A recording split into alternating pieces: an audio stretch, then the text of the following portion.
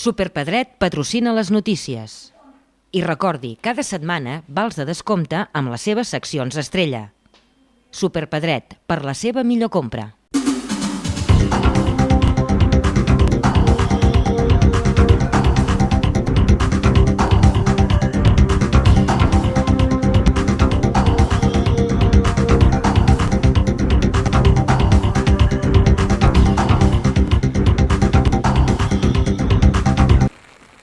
Les pluges dels últims dies han fet pujar el nivell del pantà de l'Avells, que en aquests moments ja es troba al 63% de la seva capacitat, superant d'aquesta forma el nivell que tenia ara fa un any.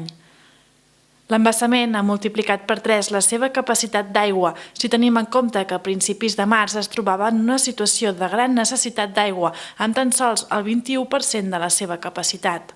El Llobregat té un cabal de gairebé 100 metres cúbics per segon quan passa pel Bages i les previsions de més precipitacions fins a final del mes de maig allunyen l'estat de sequera. De fet, el creixement del pantà ha omplert aquest matí l'aparcament de curiosos que volien presenciar en primera persona l'estat de l'embassament.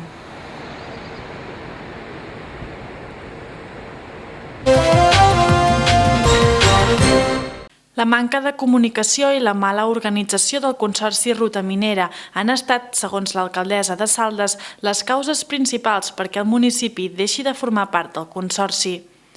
La decisió es va prendre definitivament en el ple extraordinari celebrat el passat 23 de maig.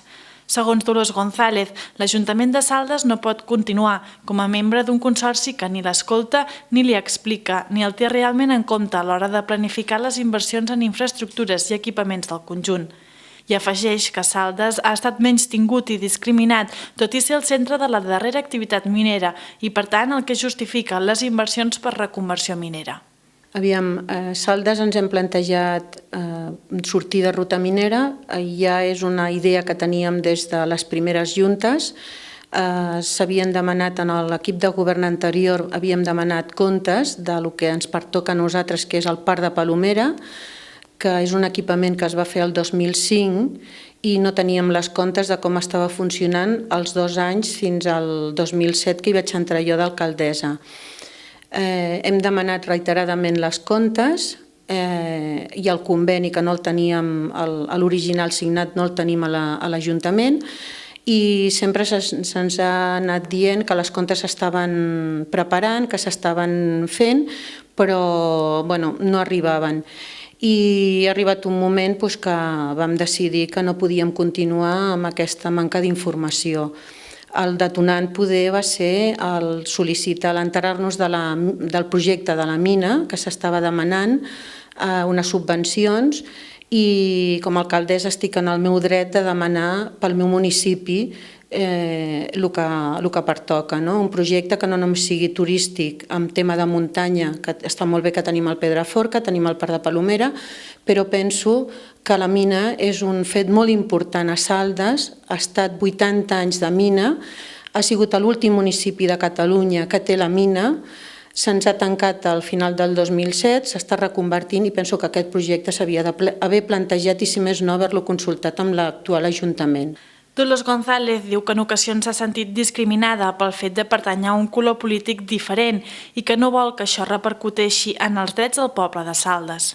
Per al gerent del Consorci Ruta Minera, Ferran Civil, la sortida de Saldes és un fet trist, fruit d'una rabieta política de l'alcaldessa, que no té cap mena de fundament ni cap raó de ser.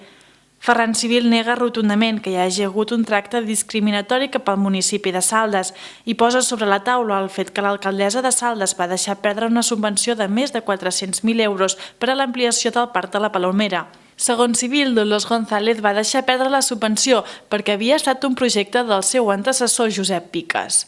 En aquest sentit, Dolors diu que el projecte no estava ben plantejat.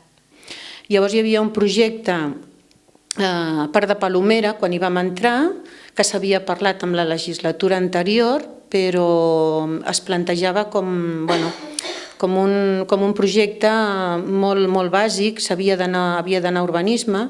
Era un edifici de dues plantes de 100 metres quadrats, una cuina ara no sé exactament, no me'n recordo si són 60 o 90 metres quadrats que havia de tenir la cuina, Llavors, pel funcionament del Parc de Palomera, aquest edifici, per 2 mesos o 3 de funcionament, vam pensar que si tenia una funció lògica d'invertir tants diners en un projecte tan gran per 2 mesos, si era viable.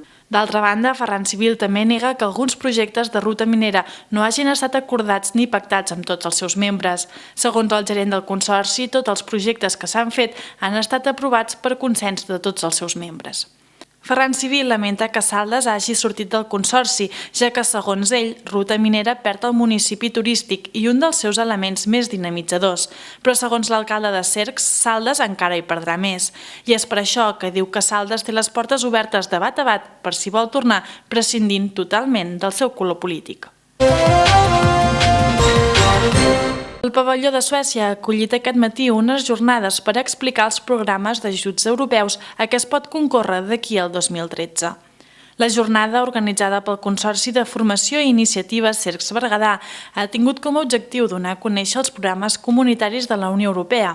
Segons la diputada del Parlament de Catalunya i alcaldessa d'Olvan, Judit Carreras, jornades com aquestes representen un gran suport als ajuntaments i a les institucions municipals.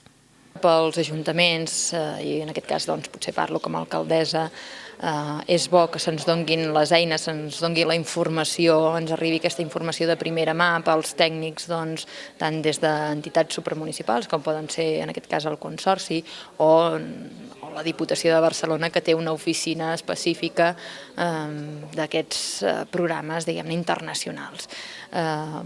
En moltes ocasions els ajuntaments tenim certes dificultats de tenir els ajuts, el finançament per portar endavant alguns projectes, i aquestes línies de finançament de programes europeus ens poden ajudar. El que passa que potser pels ajuntaments petits, i en aquest cas els ajuntaments del Berguedà majoritàriament són petits, veiem a vegades amb por poder accedir a aquests programes perquè pensem que inclús per recursos humans no tenim els tècnics suficients que coneguin aquesta matèria. A l'acte, que ha començat a les 11 del matí i s'ha allargat fins a les 2 de la tarda, hi ha assistit alcaldes, secretaris d'ajuntaments, tècnics de promoció econòmica i dels diferents àmbits en què es pot optar als programes en perspectiva europea.